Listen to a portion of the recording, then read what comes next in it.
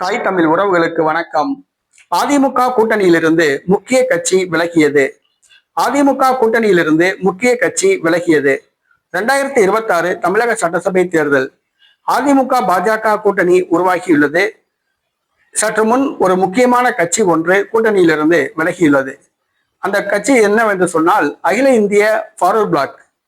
அகில இந்திய forward black கடந்த சட்டசபை தேர்தலில் திமுகவுடன் கூட்டணி வைத்தது. கதிரவன் உசிலம்பட்டி தொகுதியில் போட்டியிட்டு தோல்வியடைந்தார். இந்த சூழ்நிலையில் கதிரவன் தன்னிச்சையாக அதிமுகவுடன் கூட்டணி என்று அறிவித்தார்.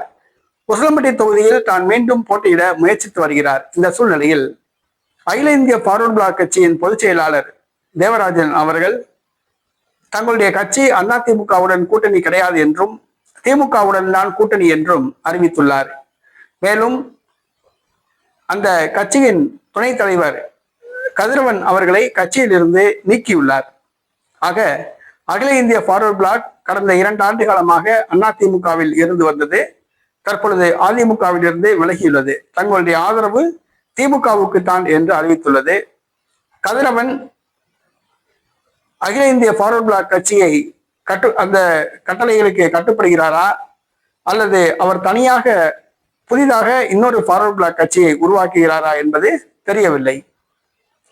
கதிரவன் தற்பொழுது அதிமுக கூட்டணியில் உள்ளதாக அறிவித்துள்ளார். அதிமுக கூட்டணியில் உசிலம்பட்டி தொகுதியில் போட்டியிட முயற்சித்து வந்தார். இந்த சூழ்நிலையில் கட்சியிலிருந்து நீக்கப்பட்டுள்ளார். அதே நேரத்தில் ஃபார்வர்ட் பிளாக் கட்சியும் அதிமுகவுடன் கூட்டணி இல்லை என்று அறிவித்துள்ளது. இது எடப்பாடி பழனிசாமிக்கு ஒரு அதிர்ச்சியை கொடுத்துள்ளது.